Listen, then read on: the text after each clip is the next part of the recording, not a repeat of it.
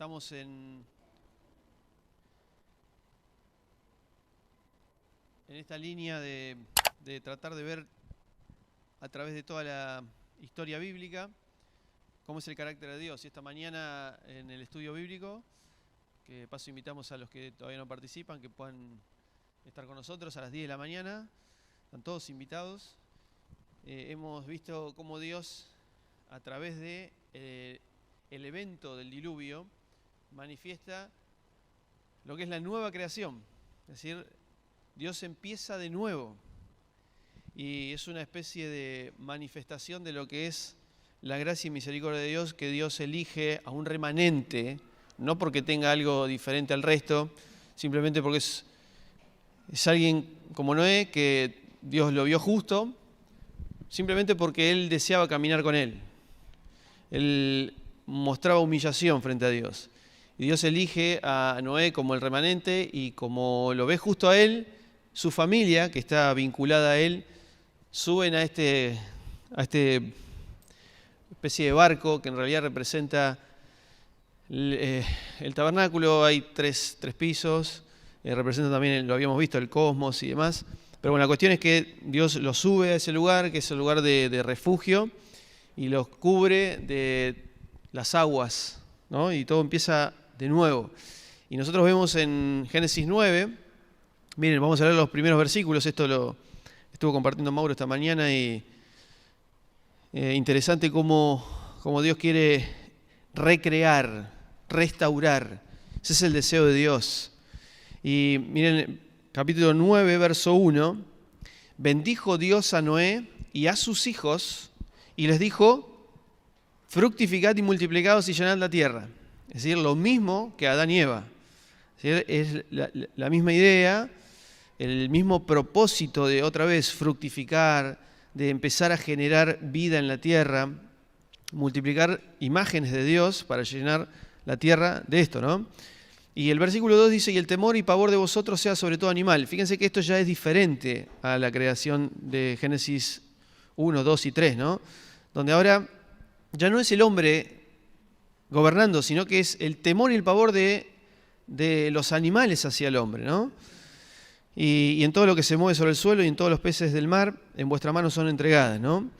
Y empieza a transcurrir la historia, y uno piensa que bueno, Dios empieza de nuevo, hay una nueva esperanza, empezamos a pensar de que Dios va a volver a comenzar todo de la mejor manera. Pero este Noé y su familia, que Dios había manifestado que él era justo, va a tener un pequeño inconveniente. Y es donde vamos a analizar esta mañana, donde vemos en el versículo 18.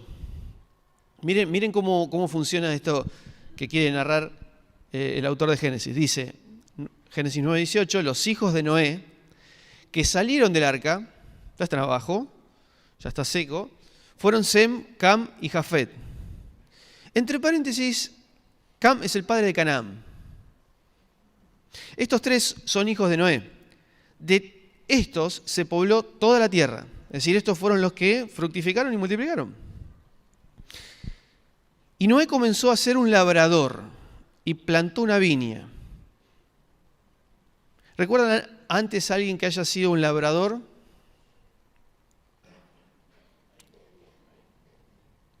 Sí, antes. Adán. Por eso decíamos esta mañana, ¿no? No es el nuevo Adán, es un nuevo labrador que planta una viña, es decir, un árbol. Y Noé, verso 21, come del fruto de ese árbol y bebió del vino y se embriagó y se desnudó dentro de su tienda. ¿Ven que en la narrativa estamos copiando lo mismo que Génesis 2 y 3? Es decir, tenemos un labrador, tenemos un nuevo Adán que planta un árbol y que come de ese fruto, o sea, toma del vino de ese árbol, se emborracha y termina desnudo. ¿Ven que es la misma secuencia que Génesis 3? Y Cam, otra vez, padre de Canaán, ¿por qué piensan que repite 2 veces que Cam es el padre de Canaán.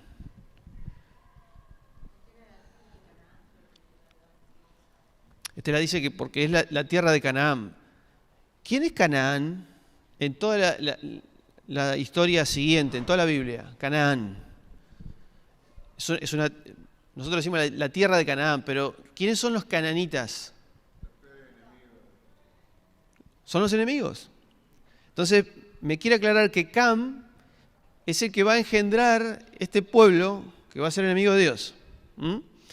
Entonces, dice el verso 22, y Cam, el padre de Canaán, vio la desnudez de su padre y lo declaró fuera a sus 2 hermanos. Entonces Sem y Jafet tomaron el manto y se lo pusieron ambos sobre sus hombros y andando hacia atrás cubrieron la desnudez de su padre, sus rostros estaban vueltos hacia atrás y no vieron la desnudez de su padre. Al despertar de su embriaguez, Noé supo lo que le había hecho su hijo menor. Y dijo, maldito sea Canaán. ¿Cómo? A ver, se despierta Noé y sabe lo que le hizo su hijo menor. Y él dice, maldito sea Canaán. ¿Por qué Canaán si es Cam el que acaba de cometer el hecho ilícito? Habla de su descendencia. Bien, pero otra vez, ¿no? No habla de Cam, habla de Canaán. ¿Cómo hay una maldición, no? Otra vez, como Génesis 3, hay una maldición. Siervo de siervos será a sus hermanos. Luego dijo, bendito sea Dios, Dios de Sem, y sea Canaán su siervo. Ensanche Dios a Jafet y habite en las tiendas de Sem, y sea Canaán su siervo. Y vivió Noé después del diluvio de 350 años, y fueron todos los días de Noé 950 años, y murió. Fin de la historia. ¿Por qué Dios quiere que esta historia quede registrada? ¿Por qué dice, maldito sea Canaán? Siervo de siervos serán sus hermanos. ¿A quién bendice Dios? Perdón, ¿a quién bendice el escritor, Noé, en el verso 26?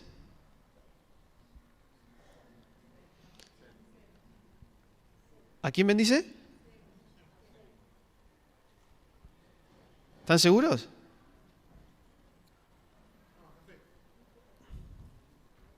¿A quién bendice? Vamos a leer de nuevo. Bendito sea Dios, Dios de Sem. ¿A quién bendice? A Dios, no a Sem, que es el Dios de Sem. Y sea Canaán su siervo. Ensanche Dios a Jafet y habite en las tiendas de Sem, y sea Canaán su siervo. Y vivió Noé después del diluvio y murió, ¿no? Ahora, miren, ¿por qué hago referencia a estos detalles? Nosotros tenemos que, comienza de nuevo la historia, tenemos un nuevo Adán, que va a ser un labrador igual que Adán, que va a plantar un árbol igual que Adán, que va a comer del fruto igual que Adán, y que va a terminar desnudo igual que Adán. Pero ahora tenemos a el hijo de de Noé, Cam, que va a cometer algo, que ahí aparentemente dice que viola la desnudez de su padre, y va a terminar con una maldición. Es decir, Cam va a recibir, en realidad Canaán, que es la descendencia de Cam, va a decir que van a terminar sirviendo, los descendientes de Cam van a terminar sirviendo a Sem y a Jafet. Bien, entonces lo primero que tenemos que analizar es ¿qué es lo que hizo Cam? Esa es una gran pregunta porque es difícil poder comprender qué es realmente lo que está haciendo Cam. ¿Qué piensan? ¿Qué es lo que está haciendo Cam? Rápido, así, para que lo podamos comparar juntos. Critica al padre. Vio desnudo al padre.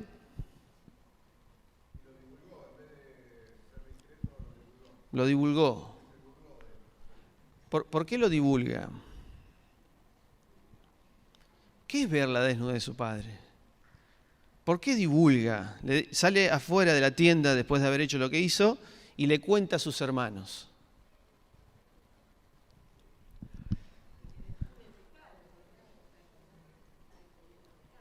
Bien, está descubriendo el pecado, pero hay algo puntual. Bueno, acá el problema lo tenemos con ver la desnudez de su padre. Ver la desnudez de su padre para nosotros en el idioma español es mirar a alguien desnudo. Pero en el original hebreo, la frase que se traduce ver la desnudez de su padre no tiene que ver con una cuestión de alguien sin ropa.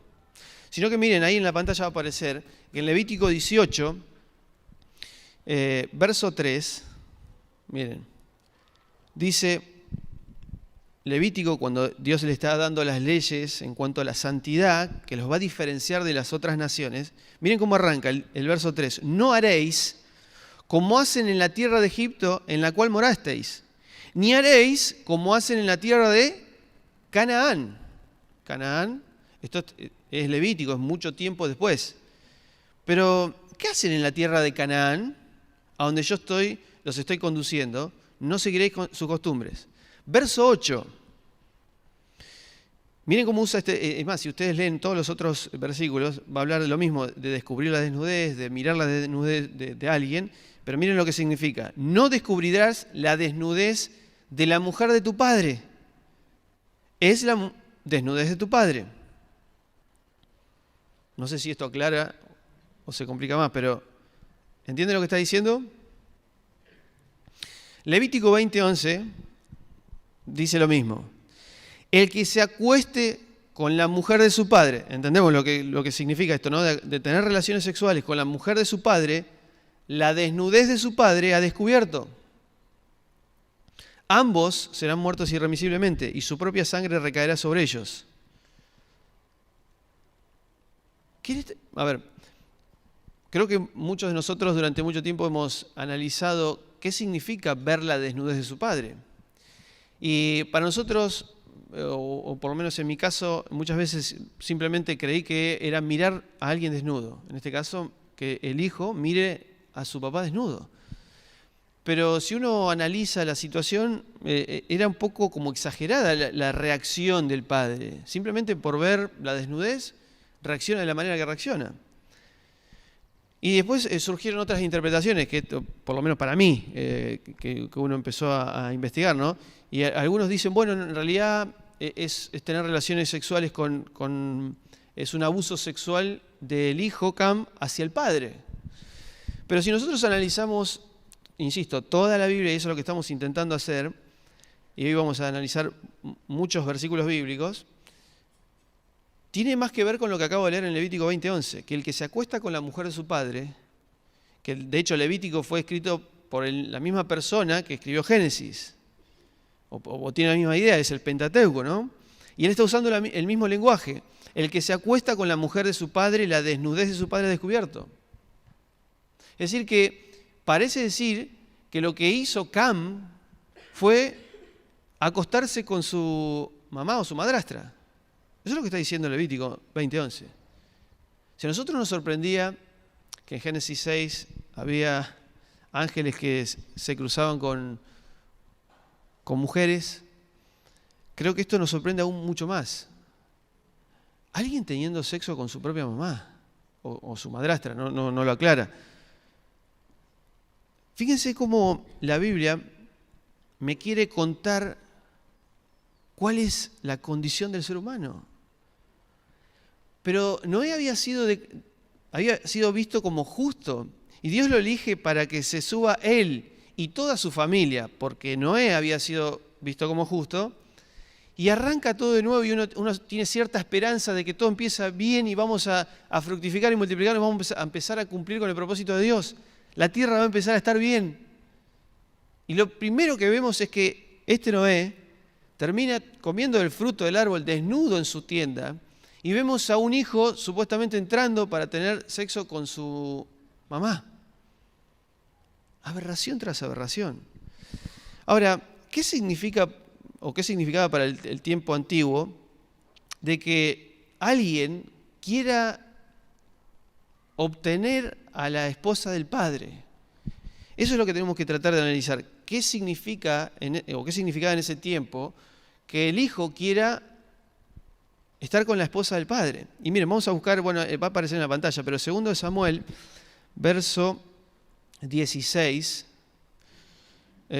capítulo 16, verso 20. ¿Recuerdan a Absalón, el hijo de David? Absalón, el hijo de David, quería quedarse con el reinado. ¿Está bien? Quería quedarse con el reinado. ¿Y qué es lo que hace él? Miren, le dan este consejo. Segundo de Samuel 16:20 dice, dijo entonces Absalom a Ahitofel, dad vuestro consejo sobre lo que hemos de hacer. Miren, Ahitofel le va a dar un consejo. Verso 21. Llégate a las concubinas de tu padre, que él ha puesto para guardar la casa. Así todo Israel sabrá que te has hecho aborrecible a tu padre, con lo cual se fortalecerán las manos de todos los tuyos. Y así extendieron para Absalón una tienda sobre el terrado, y Absalón se llegó a las concubinas de su padre a ojos de todo Israel. Esto era algo que había adelantado Natán, ¿recuerdan?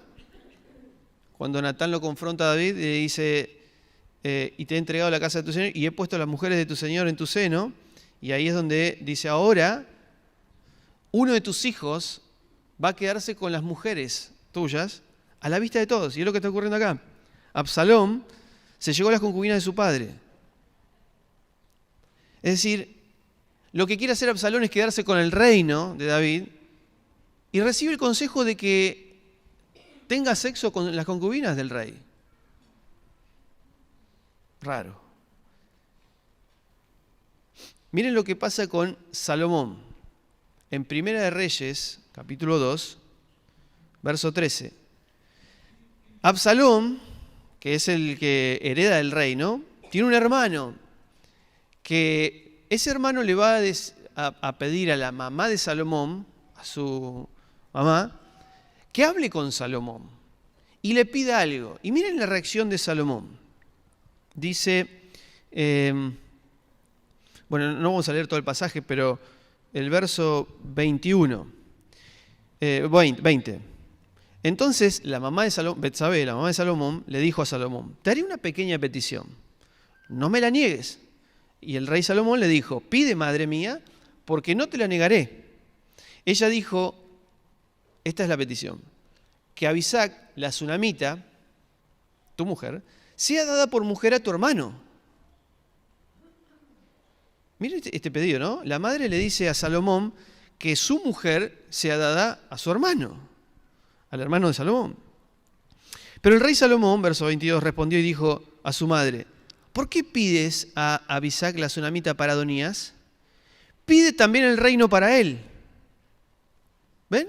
Cómo vincula a alguien que le está pidiendo la mujer del hermano del rey, y el rey está concluyendo, entonces me estás pidiendo el reino. ¿Ven cómo queriendo quedarse con la esposa de alguien es que yo estoy ocupando su lugar?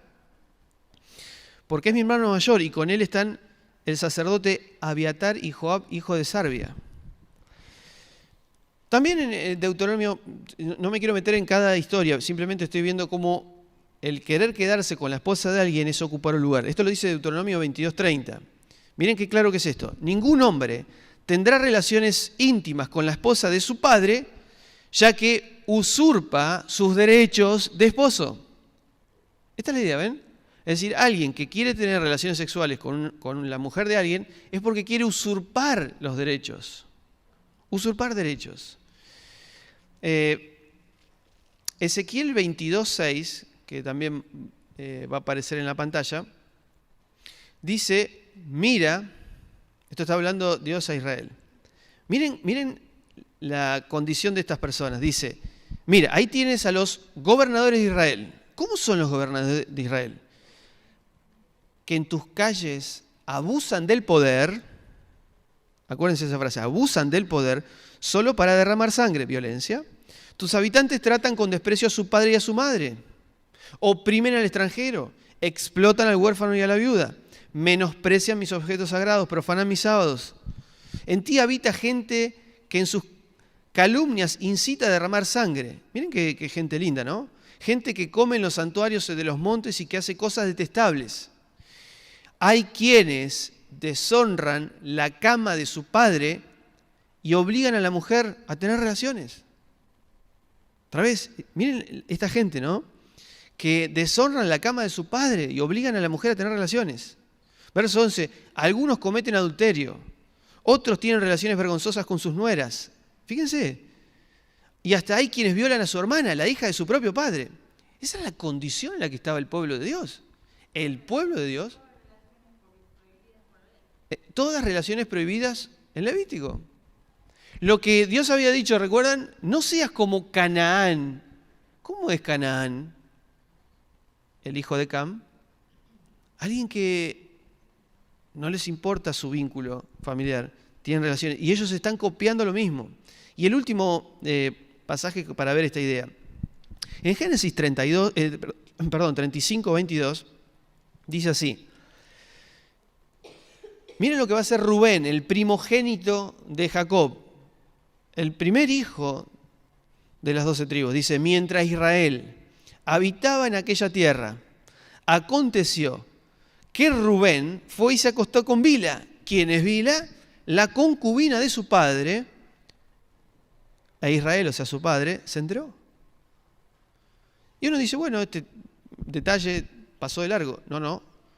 En Génesis 49, un tiempo más adelante, cuando Jacob está como describiendo a sus hijos y bendiciendo y diciéndole lo que le va a ocurrir a cada hijo, dice Génesis 49:3. Rubén, dice Jacob, ¿no? A su hijo, Rubén, tú eres el primogénito, mi fuerza y mi primicia de mi vigor. Tú eres la fuerza y la primicia de mi vigor. Miren lo que dice acá, principal en dignidad. Tú eres el principal en dignidad. Principal en poderío. Miren cómo lo describe en el verso 4. Incontrolable como las aguas. Rubén, sos incontrolable como las aguas. Génesis 6, Génesis 1, incontrolable como las aguas. No serás el principal. ¿Por qué? Porque subiste al lecho de tu padre y lo profanaste. Es decir, porque te acostaste con mi concubina. ¿Lo ven? Vos eras el principal, el primogénito. Te correspondía la primogenitura. Vos eras el que iba a heredar el gobierno. Pero te adelantaste. Profanaste mi lugar. Quisiste ocupar el primer lugar acostándote con mi concubina. ¿Entienden? Entonces, de acuerdo a todo lo que me está diciendo la Biblia misma, es que podemos ver que Cam lo que hace es querer tener sexo o tener sexo con su propia madre, la esposa de su padre, para ocupar su lugar. Porque ¿quién es el nuevo Adán ahora? Noé. Y Cam quiere ocupar ese lugar, quiere usurpar los derechos de gobierno, quiere ser el primero, quiere gobernar. Y lamentablemente esa es una triste historia. Si nosotros vemos, comparamos lo que es el diluvio con la historia de Sodoma y Gomorra, van a ver que es exactamente el mismo patrón narrativo. Nosotros en Génesis ahí 19 vamos a ver, recuerdan Génesis 6, hay ángeles que tienen sexo con mujeres. En Génesis 19, antes de Sodoma y Gomorra, hay hombres humanos que quieren tener sexo con ángeles. ¿Recuerdan eso? Le dice el verso 5, y gritando a Lot le dijeron, ¿dónde están los varones que han venido a ti esta noche? Sácalos para que los conozcamos. Eran los ángeles, ¿no? Después vas a ver también que, quiero ir rápido porque no tengo tiempo, pero los ángeles cierran la puerta y nadie más pudo entrar. Esto es igual que el diluvio. Hay alguien que cierra la puerta y no pueden entrar. Ahora, en el verso 24 dice, entonces Dios hizo llover, igual que en el diluvio, desde los cielos sobre Sodoma y Gomorra, azufre y fuego de parte del Señor. Y destruyó, usa la misma palabra, destruir, o la tierra estaba corrompida, como en Génesis 6. Y miren el verso 29. Así cuando Dios destruyó las ciudades de la llanura, Dios se acordó de Abraham. Por eso sacó a Lot de en medio del... ¿Por qué se acordó de Abraham y sacó a Lot de en medio?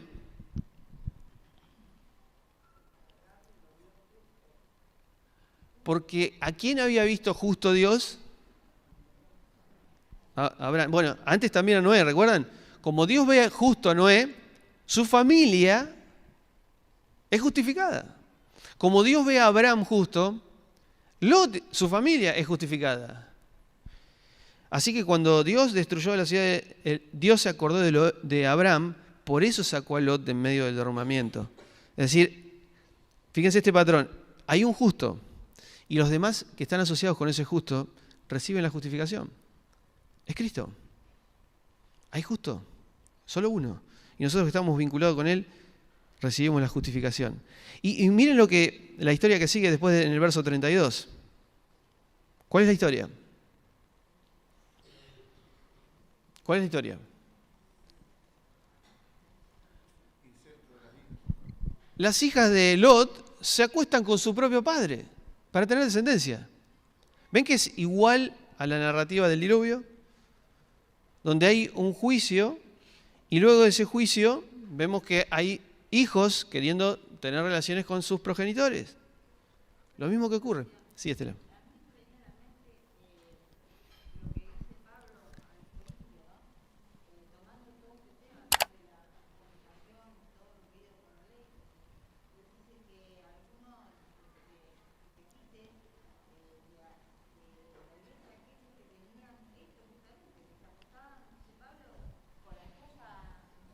Tal cual. Bueno,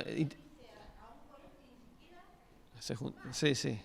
Interesante lo que dice Estela porque recuerdan que en 1 Corintios 5 Pablo está diciendo que hay cuestiones dentro de la iglesia, que inclusive hay hijos que se acuestan con su madre, con la madrastra, la esposa de su padre.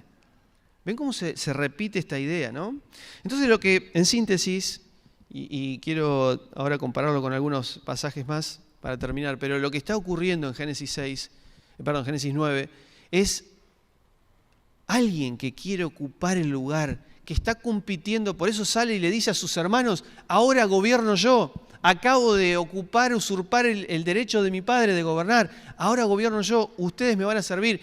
Por eso, después, Noé, cuando se entera de lo que ocurrió, dice, maldito será Canaán, y va a ser siervo de sus hermanos. Él quiso ocupar el primer lugar, pero termina siendo el siervo de sus hermanos. Eso está ocurriendo. Es muy, muy fuerte lo que está describiendo en Génesis 9. Una persona que quiere ocupar el lugar de su papá para gobernar y que los demás lo sirvan a él. Compite con sus hermanos. Y otra vez la tierra se llena de competencia, de violencia, hermanos compitiendo, Génesis 4, Génesis 9, hermanos compitiendo, Génesis 11, las naciones queriendo ocupar un lugar de preponderancia, haciéndose un nombre, Dios diciendo no les conviene, los dispersa y elige a Abraham para que en él sean benditas todas las naciones y le da un nombre a Abraham. Y la historia va a continuar y vamos a leer Isaías 2. Miren lo que va a adelantarnos el profeta Isaías de cómo va a ser la nueva creación, que era lo que compartía esta mañana Mauro.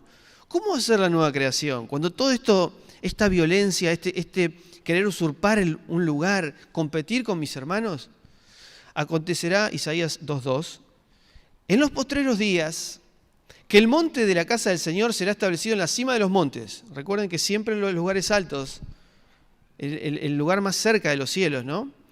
Y se alzará sobre los collados y acudirán a él todas las naciones. Irán muchos pueblos y dirán, venid, subamos al monte del Señor, a la casa de Dios.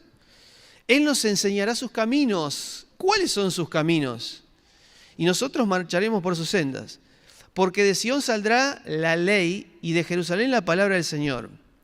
El Señor zanjará las disputas internacionales, los conflictos, las enemistades. Todas las naciones transformarán las armas de guerra en herramienta de paz. Por fin cesarán las guerras y terminará el adiestramiento militar. Oh casa de Jacob, venid y marchemos a la luz del Señor. ¿Ven? ¿Quién es el que va a gobernar ahí? En esta nueva creación. ¿Quién va a ser el rey en esa nueva creación? Lo dice el título, ¿no? Y lo mismo dice Isaías 11. Miren, vamos a Isaías 11:1, que va a hablar de este nuevo rey que es Jesús. Y él dice, pero saldrá una vara del tronco de Isaí, haciendo referencia a David, pero pensando en Cristo, y un vástago retoñará de sus raíces. Está hablando de un árbol, ¿no?, que reverdece. Y sobre él reposará el Espíritu del Señor, espíritu de sabiduría, de inteligencia, de consejo, de poder, de conocimiento y de temor del Señor. ¿Qué es el temor del Señor? Es el principio, ¿no? La sabiduría es el temor del Señor. Se deleitará en el temor de Dios. No juzgará según la vista de sus ojos este rey, ni arbitrará por lo que oigan sus oídos, sino que juzgará con justicia a los pobres y arbitrará con equidad por los mansos de la tierra. Sermón del Monte. Herirá al opresor con la vara de su boca, con el espíritu de sus labios matará al impío. La justicia será el cinto de sus lomos y la fidelidad ceñidor de su cintura. Y miren esto, entonces morará el lobo con el cordero, el leopardo hará siesta con el cabrito, el becerro, el cachorro de león y el animal cebado crecerán juntos. Y un niño los pastoreará, un niño los pastoreará.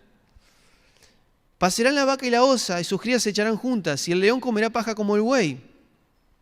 El niño de pecho jugará sobre la cueva de áspid y el recién destetado meterá su mano en el escondrijo de la serpiente. No harán mal ni dañarán.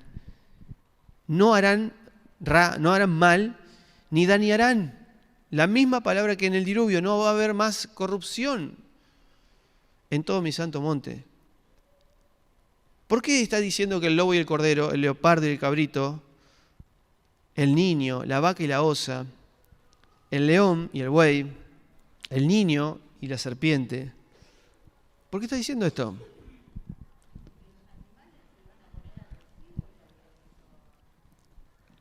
Los animales fueron agresivos. Hubo violencia tras violencia. Cuando el escritor de Isaías quiere decir que el lobo y el cordero están juntos, el león y el cabrito están juntos, no hay más violencia. El niño mete la mano en la escondite de la serpiente y no pasa nada, porque se terminó la violencia. Cambiaron las herramientas de guerra por herramientas de paz y de trabajo. No hay más. Cuando gobierne este rey, no hay más enemistades. Se terminan las disputas entre las naciones. Se terminan estas peleas y competencias entre hermanos. Entonces nosotros leemos el Salmo 133, que dice, mire, esto creo que lo debemos haber leído varias veces cuando empezaba la reunión. Mirad cuán bueno y agradable es habitar los hermanos juntos en armonía. ¿A qué está haciendo referencia a esto? Miren qué bueno y delicioso es habitar los hermanos juntos en armonía.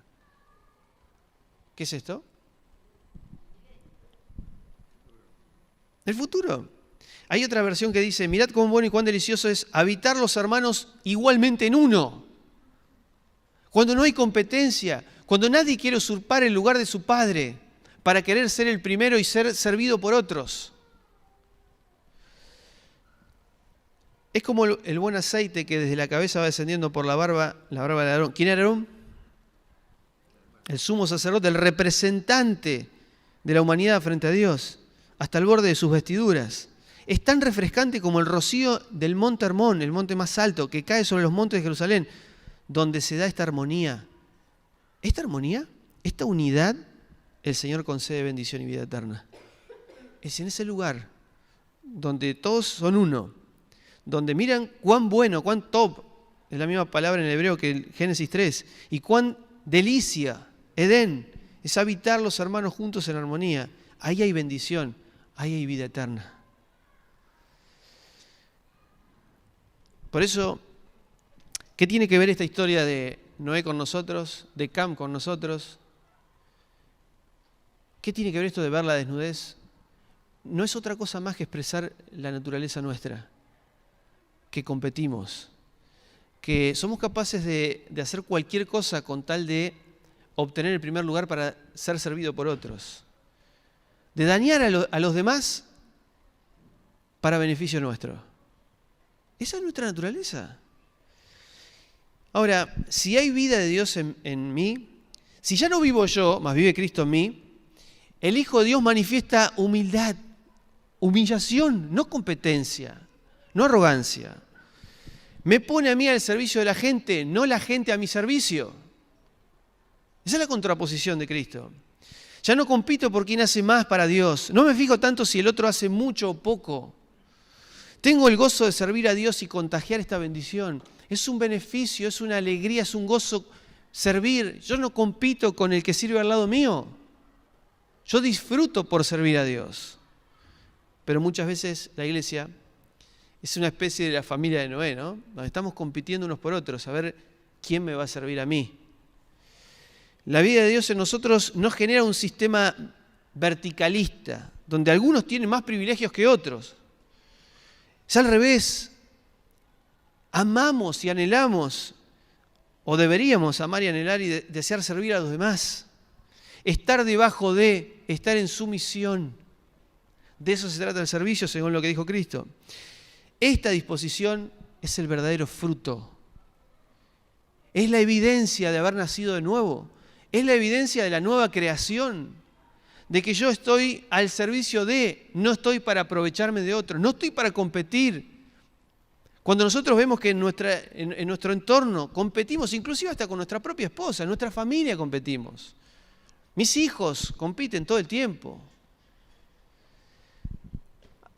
Aquel que está en Cristo, digamos hoy, es una nueva criatura, es una nueva creación. Y esa nueva creación manifiesta amor sacrificial. Abandona las herramientas de guerra por herramientas de paz. Entiende que el ministerio no es para hacer carrera. No estamos en la iglesia para hacer carrera, porque no nos sentimos cómodos y necesito levantarme la autoestima y venir acá y servir a Dios para que los demás me reconozcan y recibir un pequeño aplauso. No estamos para hacer carrera, no estamos para alimentar los egos de nadie. Estamos para exaltar la persona de Cristo, para manifestar su propia vida que se expresa a través de nosotros, a través del amor sacrificial. No es para sentirnos bien por hacer algo para Dios, no es buscar nuestra realización, ya que si esa es nuestra postura, nos volvemos exigentes, nos volvemos demandantes, somos capaces de hacer cualquier cosa por obtener ese primer lugar. Estamos hambrientos de reconocimiento y queremos que los demás nos sirvan a nosotros, como Cam, como Canaán. Y llegamos a Mateo 20 y leemos esta historia de los obreros de la viña. ¿Recuerdan? Los obreros de la viña. Hay una persona que es el dueño de la viña que sale a buscar empleados, gente que trabaje para él en la viña. Y a las 6 de la mañana encuentra a algunos en la plaza esperando ser contratados. Y a esos de las 6 de la mañana le dice, vengan a trabajar a mi viña hasta las 6 de la tarde y yo les voy a pagar un denario.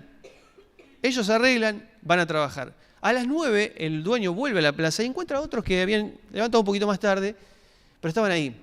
Vengan, y les dice así, vengan a mi viña a trabajar. Yo les pagaré lo que es justo. No dice cuánto les va a pagar, le dice yo les pagaré lo que es justo. A las 12 hace lo mismo, ya estaban un poco más vagos los de las 12. A las 3 de la tarde, peor. Y después a las 5 de la tarde vuelve. Y había algunos que estaban esperando para trabajar a las 5 de la tarde. No es justo esto. No es justo. Entonces, a las 6 de la tarde termina el día, vamos a cobrar. Los de las 6 de la mañana van a cobrar, ¿cuánto era que habían arreglado para cobrar? Un denario. Pero el resto no había arreglado nada, pero él dijo, yo les voy a pagar lo que es justo. Miren lo que dice Mateo 20:10. Llegando después los primeros, supusieron que recibirían más.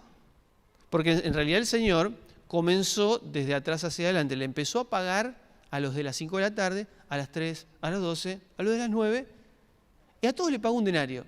Entonces el que llegó a las 6 de la mañana dice, a mí me dijo que me iba a pagar un denario, pero si le pagó a las 5 de la tarde le pagó un denario, a mí me va a pagar mucho más, seguro, seguro. Llegando después los primeros supusieron que recibirían más, pero también ellos recibieron un denario cada uno. Uy. Y al recibirlo refunfuñaban contra el dueño de la casa diciendo, estos postreros trabajaron una sola hora y los hiciste igual a nosotros. No puede ser. Si yo soy mejor que él. Yo llegué a las 6 de la mañana, estoy trabajando desde el rayo del sol hasta que se escondió el sol, ¿y me vas a pagar lo mismo que el de las 5 de la tarde? ¿En serio? ¿Me hiciste igual a ese de las 5 de la tarde? Hemos soportado la carga y el calor abrasador del día, pero él respondió a uno de ellos y dijo, amigo, no te hago agravio. ¿No conveniste conmigo un denario? Toma lo tuyo y vete. Pero si también quiero dar a este postrero lo mismo que a ti, ¿no me es lícito hacer lo que quiero con las cosas mías? ¿O es malo tu ojo porque yo soy bueno? Así los postreros serán primeros y los primeros postreros. ¿Saben lo que significa esto? Somos todos iguales. No es que si yo soy último me van a poner primero. Ahora sí. No. estamos iguales. Todos somos iguales. El de las 6, de las 9, el 12, 3, 5 de la tarde. Todos somos iguales. Porque no es por la competencia nuestra. Es por la gracia del Señor. Y termina el verso 20 diciendo, y con esto termino, en ese tiempo se le acercó la madre, esto pasa 4 versículos después, En ese tiempo se le acercó la madre de los hijos de Zebedeo, 2 de los grandes apóstoles del Señor, se postró al piso, fíjense la vehemencia, ¿no? Y le pide algo. ¿Qué le pide? ¿Qué deseas, mujer? Y la mujer le dice, di que estos 2 hijos se sienten en tu reino, uno a tu derecha y otro a tu izquierda. Respondiendo entonces Jesús dijo, no sabéis lo que estás pidiendo. Ven como que después de lo que acaba de contar Jesús, viene la madre de 2 apóstoles, no de cualquiera, 2 apóstoles, y le pide, ¿lo puedes sentar uno a tu derecha y otro a tu izquierda cuando vengas en tu reino? Pero esto no es lo más llamativo, sino que avanza la historia, verso 24. Cuando oyeron esto, los otros 10 se enojaron a causa de los 2 hermanos. ¿Por qué se enojaron? ¿Por qué ellos se van a sentar a la izquierda y a la derecha? Ah, no, yo no. Ah, yo soy inferior. Yo soy menos que Jacobo y Juan. ¿Entienden? ¿Me estás poniendo igual a mí? ¿No estás haciendo iguales a nosotros? A ver, Jesús acaba de contar una parábola donde dice que todos son iguales, el primero y el último. Y 4 versículos después, la madre de Jacobo está diciendo, ¿puedes sentar a mi hijo uno a la derecha y otro a la izquierda? Y los otros 10, que tampoco entendieron nada de la parábola, se enojan porque no son elegidos ellos. Y termina Jesús diciendo, entonces Jesús los llamó y les dijo, ¿saben que los gobernadores de las naciones se enseñorean de ellas? ¿Se aprovechan? ¿Se sirven de ellas? ¿Y los grandes ejercen su autoridad sobre ellas? Los grandes quieren usurpar lugares de poder como Cam, pero no será así entre vosotros, sino que el que quiera llegar a ser grande entre vosotros será vuestro servidor, y el que quiera ser el primero entre vosotros será vuestro esclavo. ¿Y quién hizo esto? El Hijo del Hombre, que no vino para ser servido, sino para servir y dar su vida en rescate por muchos. De eso se trata el Evangelio. De eso trata del servicio al Señor. No tiene que ver con lo que nosotros hagamos para competir con otros. Pero lamentablemente dentro de nuestra iglesia es lo que ocurre. Competimos. Nos molesta lo que hace el otro. Si podemos aprovecharnos de esa situación, dañamos a nuestro hermano. Pero no estamos expresando la vida de Dios. Porque la vida que supuestamente está en nosotros, esta nueva creación, manifiesta otra actitud, otra disposición. Que es estar al servicio de, que es estar en sumisión a, que es ponerse a los pies de la otra persona para lavarle los pies, para servirlo, para sentir el gozo que sentía Cristo, que no quiso por usurpación ser igual a Dios como cosa que aferrarse, sino que se despoja de esa condición y viene a servirnos a nosotros. Y desciende hasta lo más profundo, a través de las profundidades, para ser exaltado. De eso se trata el Evangelio. No de nosotros queriendo tener hambre de este reconocimiento y ocupar lugares como hizo Cam, porque yo quiero que los demás me sirvan a mí. Sino que la vida de Cristo se manifiesta cuando yo deseo servir a otros. Por eso Cam quiso ocupar el lugar y fue el servidor de sus hermanos. Porque así termina, porque Dios exalta a los que se humillan, pero humilla a los que se exaltan. Esta es la historia de nuestra vida. Si te pareció que es aberrante que alguien haya tenido sexo con su mamá, es nuestra condición. El problema no era tanto lo sexual, el problema es que yo quiero ocupar un lugar y que otros me sirvan. Cuando viene Cristo dice, hay una alegría y un gozo muchísimo mayor en estar a disposición de otros, no competir. Ese es el Evangelio. Oramos. Señor, te agradecemos por esta mañana, porque tu Biblia es un espejo y nos vemos cada vez más.